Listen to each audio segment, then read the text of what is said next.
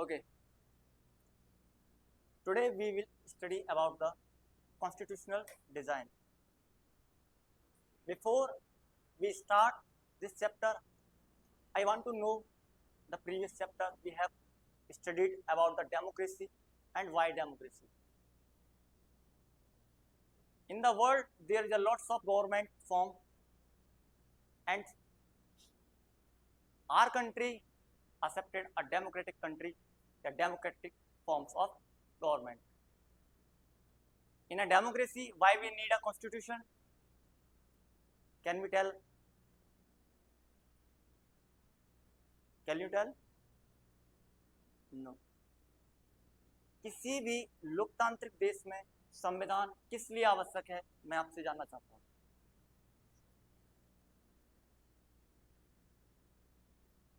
No one knows.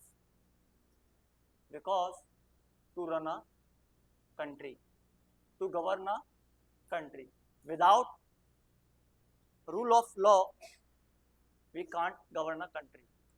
Constitution is a set of law by which a government, a state run a government. Okay. In a simple word, we can say constitution of a country is a written set of rules that accepted by all the peoples which are living in that country. Constitution वो है जो सभी, एक लिखित दस्तावेज है, कानून का लिखित दस्तावेज है जो सभी लोगों ने, उस देश के लोगों ने उसको अपनाया. Got it? Now we will study about the significance of constitution. What is the significance of constitution? कैसे जानेंगे कि कोई देश कैसा है? उसके कुछ एक विशेषताएं होनी चाहिए. किसी भी कॉन्स्टिट्यूशन में जो रूल्स लिखे जाते हैं उसमें हमें कैसे पता चलेगा कि कोई देश किस तरह का है, उसकी विशेषताएं क्या क्या है. इसे हम क्या बोल रहे हैं? सिग्निफिकेंस बोल रहे हैं या ऑब्जेक्टिव्स बोल सकते हो. सबसे पहला आप बोलते हो ऑब्जेक्टिव्स ऑफ द स्टेट. किसी भी स्टेट्स का मींस कंट्री का क्या ऑब्जेक्टिव है, ये उसका कॉन्स्टिट्यूशन डिसाइड करता है. कौन डिसाइड करता है? कॉन्स्टिट्यूशन. दूसरा आपका फीचर्स है इट्स नेचर. मींस नेचर का मतलब क्या है कि उस देश या उस राज्य की किस तरह की प्रकृति है. नेचर का मतलब बोला जाता है either this country is democratic और अथॉरिटिक और अथॉरिटियन, सेक्युलर और वेलफेयर और एक्सप्लोइटिव. मीन्स कोई देश लोकतांत्रिक है या फिर तानाशाह है. ये कैसे पता चलेगा? उस देश के संविधान से. कोई देश एक्सप्लोइटिव है यानी कि शोषण करने वाला है या लोगों का कल्याण करने वाला है, ये कौन बताएगा? उस देश का संविधान. कोई देश सेक्युलर है या नॉन सेक्युलर है, ये कौन बताएगा? उस देश का संविधान. ये उसका नेचर है. इन our country is a democratic, social, sovereign, Republic. यही है ना. हम लोग कैसे हैं? संप्रभु हैं, लोकतांत्रिक, समाजवादी भी है, और क्या है? पंथ निरपेक्ष गणराज्य है. हमारा कॉन्स्टिट्यूशन ये सबसे पहले स्टार्ट होता है, जो आपकी प्रेम्बल, ये सारे वर्ड्स उसमें लिखे हुए हैं. We the people of India, आपने पढ़ा होगा. We the people of India having solemnly resolve to constitution India into a. हम किस तरीके का राज्य अपना रहे हैं? हमारे देश का नेचर कैसा होगा? सोवरेन होगा, सोशलिस्ट होगा, सेक्युलर होगा और डेमोक्रेटिक रिपब्लिक होगा. सोवरेन का मतलब क्या है? संप्रभु. संप्रभु शब्द का मतलब क्या होता है? किसी दूसरे देश का हमारे देश के कानून में कोई दखल नहीं. हमारा देश किसी भी तरह के निर्णय लेने के लिए क्या है? स्वतंत्र है. दूसरा शब्द है आपका सोशलिस्ट, यानी कि समाजवादी की बात कर रहे हैं. पूंजीवादी नहीं है, हम समाजवादी हैं। सेकुलर का मतलब क्या है आपका? पंथ निरपेक्ष। पंथ निरपेक्ष क्यों होना चाहिए? हमारा देश ने, हमने अपने कंट्री को कैसा नहीं चल लिया, एक सेकुलर कंट्री है, डेमोक्रेटिक भी है और सेकुलर भी है। सेकुलर का मतलब है कि इंडिया का ऑफिशियल कोई भी रिलीजन नहीं है। आपका कोई नेशनल रिलीजन है? हमारे इंडिया का कोई नेशनल रिलीजन है आपको पता है? नहीं है। जब किसी देश का कोई ऑफिशियल रिलीजन नहीं होता है तो आप उसको क्या कहते हो? नॉन सेकुलर कंट्री या सेकुलर कंट्री बोलते हो? सेकुलर कंट्री बोलते हो। कैसा बोलते हो? Our neighbouring country like Pakistan and Bangladesh, they are non secular country because they are the Islamic country. Islam उनके राज्य, उनके देश का क्या है? धर्म है। They promote their religion, but in our country all the religions are equally treated by our government. हमारे यहाँ जितने भी धर्म है उन सबको बराबर का हिस्सा है, यानी कि उनको इक्वलिटी की बात की जाती है। सबको अधिकार है अपने अपने धर्म को प्रमोट करने का, बढ़ाने का। क्लियर? सेकुलर सब समझ में आ गया? ये क्या है? हमारे देश का एक नेचर है। अथॉरिटियन और डेमोक्रेटिक का मतलब तो आपको लास्ट प्रीवियस चैप्टर में आपने पढ़ा होगा, उसको बताने की जरूरत नहीं है। नेक्स्ट बात कर रहे हैं आपका, एक नेक्स्ट पॉइंट कौन सा है आपका? organization powers and functions of the different organization of the government and their mutual relations, law about the citizenship, territory of the states, rights and duties of the citizens, etc. हमारे संविधान में बहुत सारे organisation हैं, बहुत सारे organisation, जैसे आप ऑर्गन भी बोल सकते हो। हमारे यहाँ पे इलेक्शन कमीशन है, हमारे यहाँ पे जुडिशरी है, हमारे यहाँ पे लेजिस्लेचर है। ये सारे क्या हैं? इन सबका अपना अपना काम है।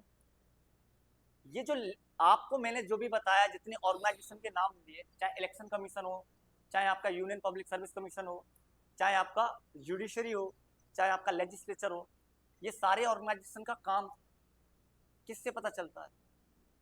इनके फंक्शंस कौन डिसाइड करेगा? इनके फंक्शंस हमारा कॉन्स्टिट्यूशन डिसाइड करेगा। कौन करेगा? कॉन्स्टिट्यूशन। क्लियर? तो ये क्या है? ये हमारे की पॉइंट्स हैं। किसी भी कॉन्स्टिट्यूशन में ये चीज बताई जाती है कि वो देश किस तरीके से रन करेगा। Clear?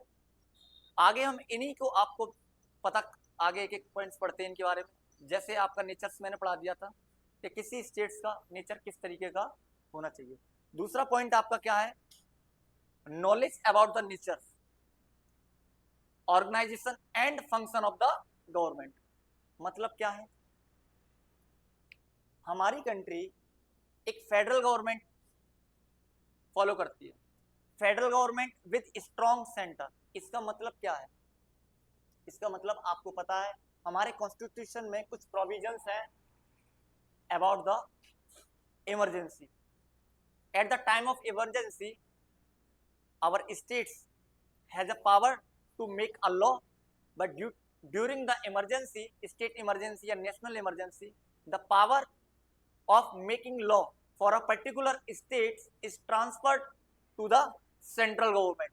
That's why this line is said the federal government with strong central government. Okay, federal का मतलब जिस तरीके से सेंटर के पास कुछ पावर्स हैं, उसी तरीके से स्टेट के पास कुछ पावर्स हैं। हमारे यहाँ पे सेंट्रल गवर्नमेंट भी अलग कार्य करती है और राज्य सरकार भी अपना अलग कार्य करती है। आपने देखा होगा जो लॉ मेकिंग है हमारे यहाँ पे, जैसे आपकी स्टेट है यूपी, उत्तर प्रदेश आपकी स्टेट, और उत्तर प्रदेश में आपने देखा लखनऊ में आपकी कैपिटल है, वहां से कुछ लॉ पास होते हैं, जिसे आप विधानसभा बोलते हो हिंदी में, लेजिस्लेटिव असेंबली बोलते हैं। यहां से कुछ लॉ पास होते हैं, आपकी पार्लियामेंट से भी कुछ लॉ पास होते हैं। अब ये कैसे पता चलेगा कि सेंट्रल को लॉ बनाने हैं या फिर स्टेट को लॉ बनाने हैं और किस सब्जेक्ट पे बनाने हैं? ये कौन डिसाइड करता है? हमारा कॉन्स्टिट्यूशन। कौन करेगा? कॉन्स्टिट्यूशन। कॉन्स्टिट्यूशन में वेल डिफाइंड होते हैं the subject of particular organization like state government and the central government. राज्य सरकार किन किन विषयों पर कानून बना सकती है और केंद्र सरकार किन किन विषयों पर कानून बना सकती है. क्लियर. इसीलिए यहाँ पे लिखा है, ये जो स्ट्रॉन्ग सेंटर लिखा ना, किस तरीके से फंक्शन किस तरीके से कर रहे हैं, function of the government. Clear. आगे क्या कह रहा है, ये डिफरेंट ऑर्गन्स का मैंने एग्जांपल आपको बता दिया, समझा दिया. अगर बात की जाए ये सब्जेक्ट किस लिस्ट में है, कौन कौन सी लिस्ट है, तो आपको पता होगा हमारे संविधान में टोटल प्रेजेंटली कितने शेड्यूल हैं, 12. कितने शेड्यूल हैं, 12. Initially at the time of independence there are only 8 schedules in our constitution. Time to time other 4 schedules added by the amendment. बाकी की जो 4 और जोड़े गए 9, 10, 11, 12 वो संविधान संशोधन के द्वारा जोड़े गए थे समय समय पर.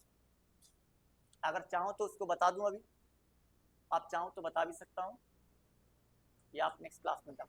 अभी पहली बार जो शेड्यूल जोड़ा गया था वो 1951 में जोड़ा गया.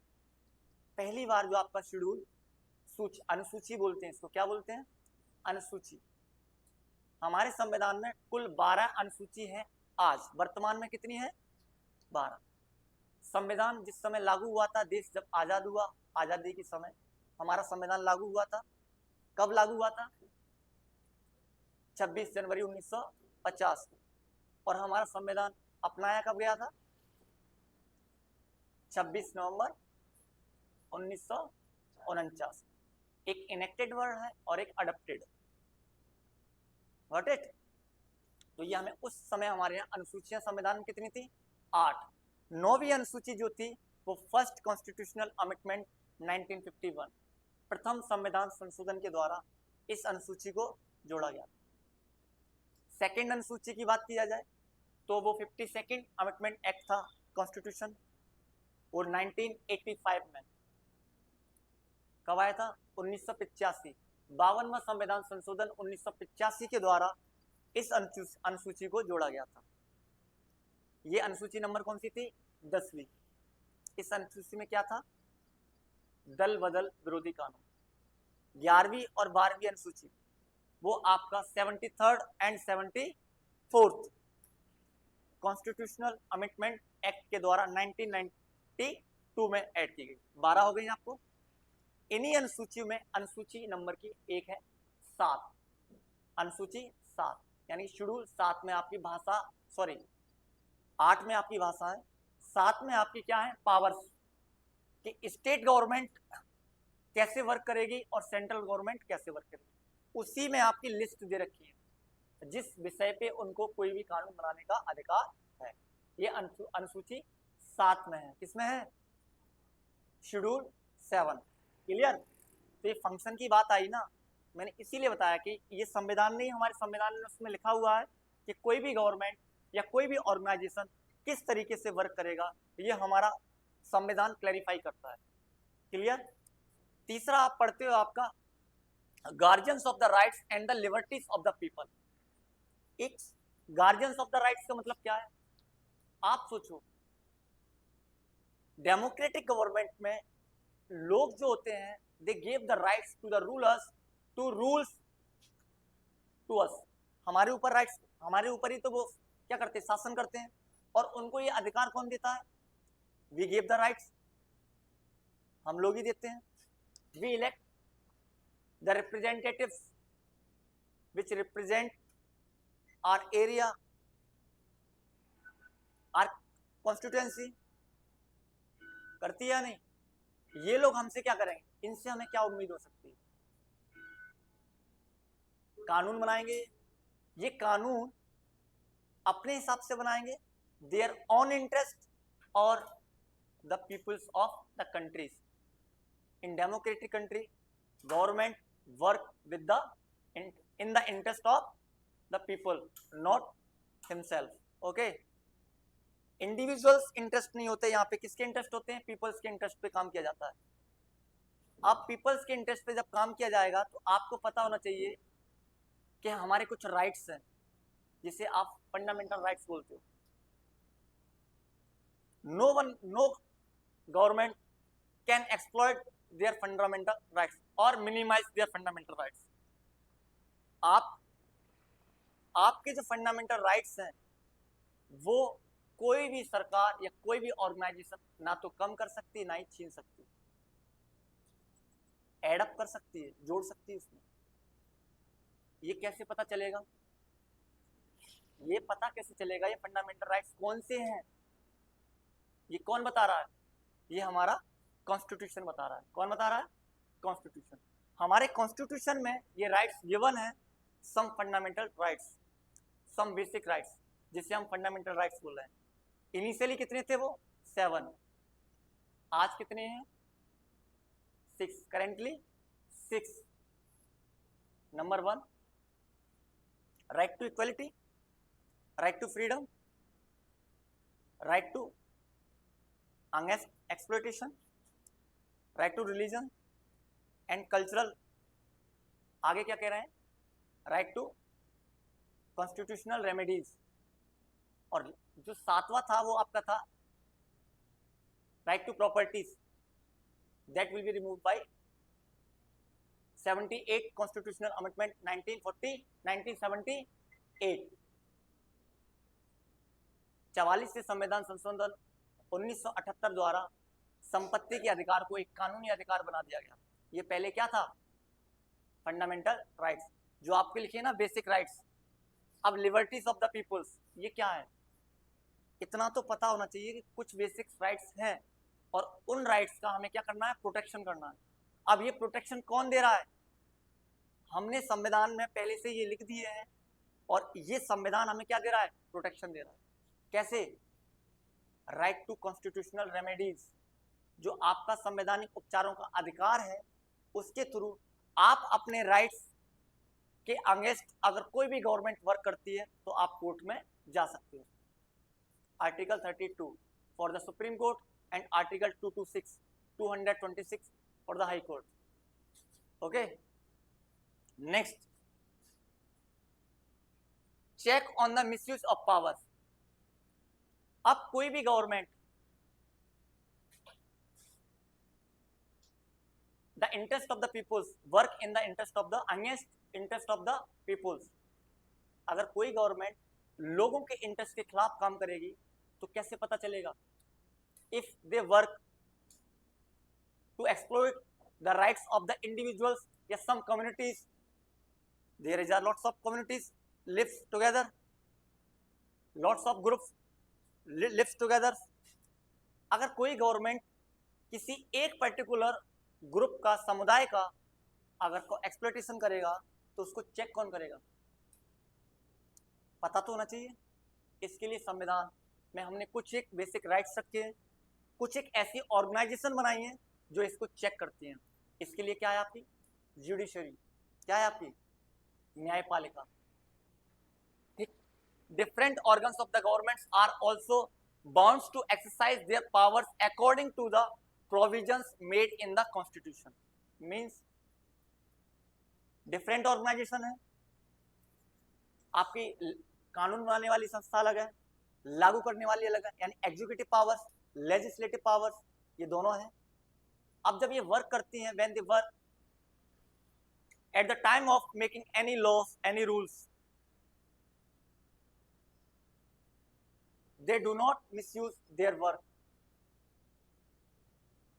Their rights.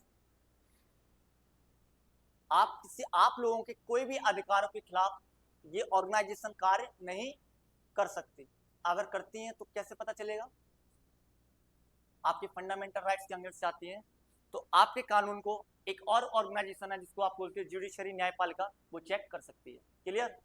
और उस कानून को वहीं से नल एंड वॉइड बोल दिया जाएगा, जहां से वो आपके अधिकारों का क्या कर रहा है? हनन.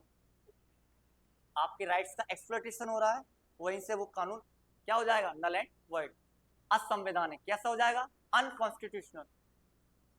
क्लियर? नेक्स्ट पॉइंट क्या है? ये लिखा है आपका, अगर गवर्नमेंट करती है that action is declared unconstitutional. Okay, next point क्या है? Stabilizes the rules of law. सबसे बड़ा कार्य कि कोई भी देश में हर नागरिक के अपने अपने विचार होते हैं, अपने अपने इंटरेस्ट होते हैं. अगर आपका सेट ऑफ रूल्स नहीं होंगे तो कोई भी कैसे भी वर्क कर सकता है अपनी मर्जी से. आपके पास राइट है, आप चिल्ला सकते हो, आप इनकी नींद खराब कर सकते हो, बोलोगे मेरे पास तो अधिकार है, हम तो फ्री हैं. इसीलिए तो रूल ऑफ सेट बनाया जाता है. आपके ये कानून बनाया जा रहा है, वो किस लिए बनाया जा रहा है? कि जिससे सभी का क्या हो सके, उसमें सभी को दायरे में रखकर काम किया जा सके, गवर्नमेंट रन कर सके, सबके अधिकारों की क्या हो सके वहां पे प्रोटेक्शन, सबके वेलफेयर का काम कर सके गवर्नमेंट. ओके, इसके लिए क्या किया हमने? Supreme law of the country and every organ of the government या government officials and every individual is bound to work according to the constitution. कोई भी सरकार या सरकार का कोई भी ऑर्गेनाइजेशन या कोई भी ऑफिसर या official person can not work against the constitution. Okay, संविधान के दायरे में रहकर ही आपको क्या करना पड़ेगा? वर्क, कार्य. क्लियर? हमारे देश में सुप्रीम क्या है? कॉन्स्टिट्यूशन, पार्लियामेंट नहीं है. आवर कंट्री, हमारे कंट्री का सुप्रीम लॉ क्या है? सुप्रीम लॉ कौन है हमारा? कॉन्स्टिट्यूशन है. और कॉन्स्टिट्यूशन के अकॉर्डिंगली गवर्नमेंट और गवर्नमेंट के ऑर्गेनाइजेशन फंक्शन करते हैं. क्लियर? Got it? ठीक है, आज हम लोग कंपैरिजन करेंगे नेक्स्ट क्लास में कि साउथ अफ्रीका में किस तरीके से जो भेदभाव था और उसके अगेंस्ट वहां के कुछ फ्रीडम फाइटर्स थे like Gandhi ji. He is also known as the African Gandhi, Nelson Mandela. Okay, इसको पढ़ के आना. नेक्स्ट क्लास में हम इसको कंटिन्यू करते हैं.